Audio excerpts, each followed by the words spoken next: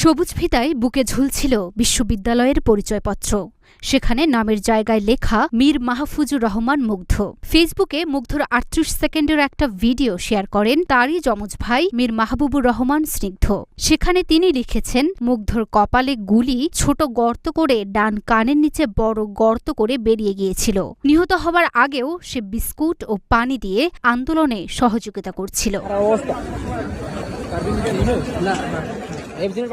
গত ১৮ জুলাই সরকারি চাকরিতে কোটা সংস্কারের দাবিতে আন্দোলন করতে গিয়ে গুলিবিদ্ধ হয়ে মারা যান বাংলাদেশ ইউনিভার্সিটি অব প্রফেশনালসের শিক্ষার্থী মুগ্ধ। নজিরবিহীন কোটা সংস্কার আন্দোলনে নিহতদের একজন এই মুগ্ধ। নিজের ফেসবুকে তার ভাই স্নিগ্ধ বর্ণনা দিয়েছেন সেদিনের ঘটনাকে। ফেসবুকে স্নিগ্ধের শেয়ার করা ভিডিওতে দেখা যাচ্ছে মৃত্যুর আগে শেষ মিছিলেও মুগ্ধ আন্দোলনকারীদের হাতে